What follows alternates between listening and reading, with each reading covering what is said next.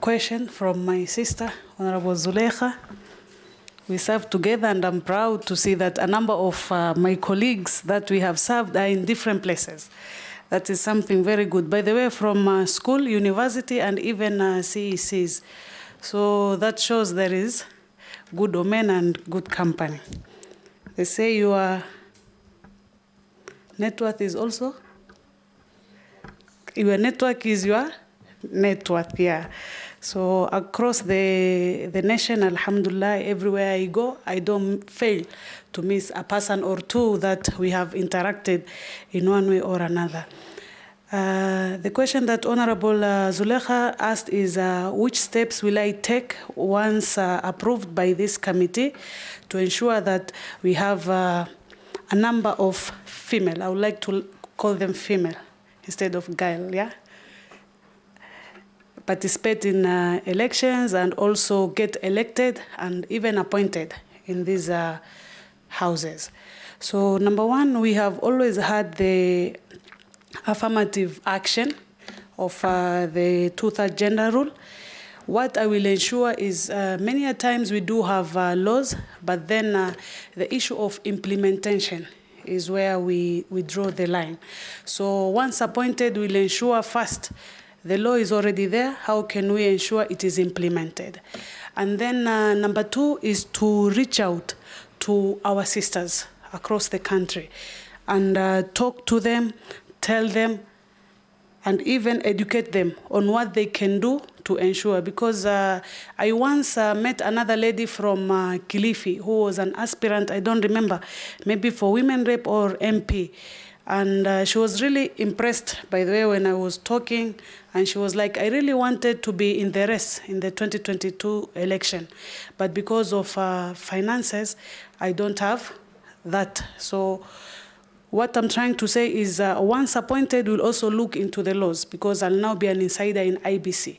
And we can be able to see currently what are the requirements and where we can also put affirmative actions on such requirement to enable the female or the women, persons with disability, and even the youth. I would like to say that.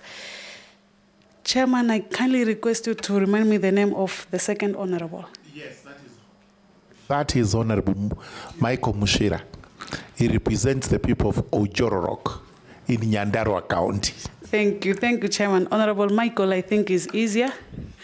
And thank you for acknowledging that my appointment to the commission represents the face of youth, and I am honored.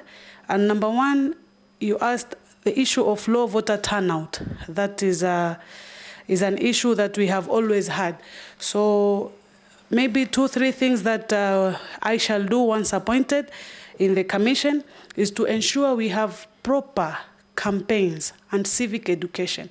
You see, for example, once people understand their rights and also their responsibilities, many a times people only fight for their rights, but they really don't understand their responsibilities. So I'll give you a very small example in our current situation. We have seen a number of offices where maybe you want to apply for CDF bursary, for example, and you to be a registered voter is a requirement. But because the honorable members also do not want problems with many Kenyans, you end up to even be lenient and extend that you can use an ID of your mother, your father. But the point here is, if you have attained the legal age of registering as a voter, why are you not registering? So once we explain to them, apart from their rights, but also their responsibility, then I'm sure we are going to have them coming out to vote once they have registered. And I think I have combined that with the second question that you had asked. And the last one was the issue if whether I'm a registered voter. Yes, I understood the importance at a very young age, and I first voted in 2013, so I have voted thrice in my life. It is not that short, Honorable Chairman, because these are 15 good years. I'm a registered voter of Shela Village in Shela Ward. Honorable Farah Maalim, it is true that the population of the youth comprises of 60 to 70%. And you also acknowledge that I'm the face of the youth. Thank you for that. The issue that you say that parenting has been abandoned, I want to say that that is true, because sometimes when I talk to some people who are older than me, I'm asked the question, which history are you trying to tell us at the age of 30? But let me tell you, honorable members, that when I was growing up, for example, I come from Shela village, there were things that we used to do, culture and religious. For example, every morning, if you are a boy, because you are young, yeah, you must pray in the mosque. I will tell you. And this I have told a number of the people that I sit with, my colleagues, and even the leaders. But currently, as you are saying, you can see that it is easier for a parent to wake up the child to go to school, but not to church or to the mosque.